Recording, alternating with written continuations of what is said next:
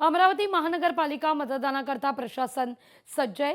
87 जागेकरता तब्बल 661 उमेदवार निवडणुकीच्या रिंगणात आहेत। निवडणूक साहित्य मतदान केंद्राकडे रवाना सुद्धा आहे।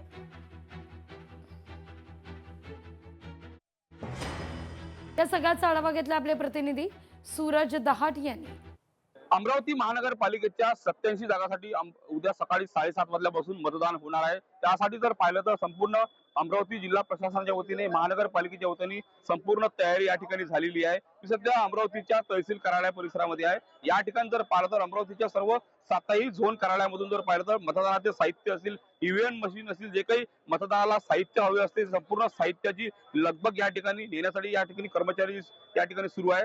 2000 पेक्षा जास्त संपूर्ण कर्मचारी जे आहे मतदानासाठी या ठिकाणी सज्ज झालेले आहे। अमरावती महानगरपालिकेच्या वतीने जर पाहिलं तर संपूर्ण तयारी या ठिकाणी झालेली आहे। तर पाहिलं तर कुठल्याही प्रकारे कायदा व सुव्यवस्था बिघडू नये, कायदा व सुव्यवस्था अबाधित राहावी यासाठी पोलीस यंत्रणा देखील सज्ज झालेली आहे। कारण का 2700 पोलीस अमरावती शहरामध्ये ठिकठिकाणी मतदान केंद्रावर असतील आणि जे काही मुख्य चौकामध्ये असतील त्या ठिकाणी तैनात केले जाणार आहे। पारदर्शक पद्धतीने या ठिकाणी मतदान व्हावं यासाठी संपूर्ण पोलीस यंत्रणा असतील, महसूल कर्मचारी असतील आणि अमरावती महानगरपालिकेच्या वतीने या ठिकाणी तयारी सुरू केलेली आहे।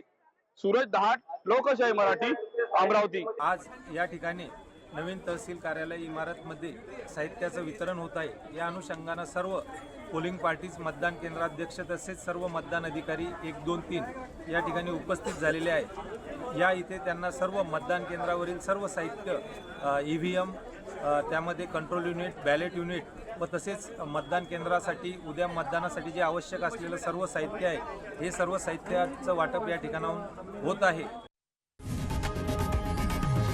लोकशाही मराठी, ऐका, पहा, जागरूक रहा।